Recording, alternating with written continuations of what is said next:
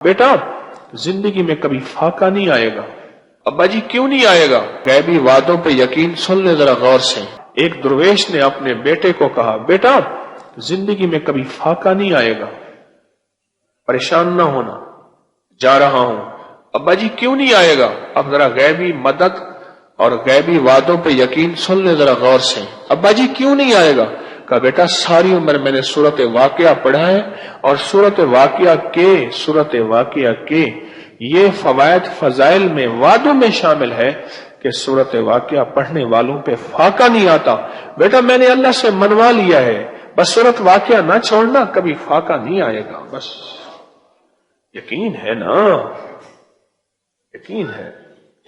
और इस यकीन के साथ अल्लाह की मदद है और यकीन के अंदर वादे पोशीदा हैं।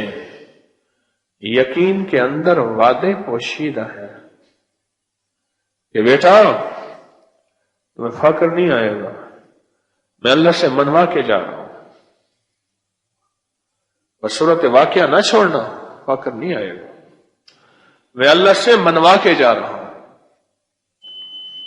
ऐसा वादा, और ऐसा वादा जिस वादे के साथ अल्लाह की मदद आंखों से बंदा देख ले, हम तो वो वादे अल्लाह के से लेने वाले हैं और मनवाने वाले हैं और उन वादों के साथ अल्लाह का ताल्लुक पैदा करने वाले हैं और इस पे मेहनत करने वाले हैं कि या अल्लाह ये वादे तेरे सच्चे हैं, इन वादों के साथ हमें भी और हमारी नस्लों को भी रंग दे और हमें भी और नस्लों को भी अता फरमा दे और पूरी उम्मत को अता कर दे।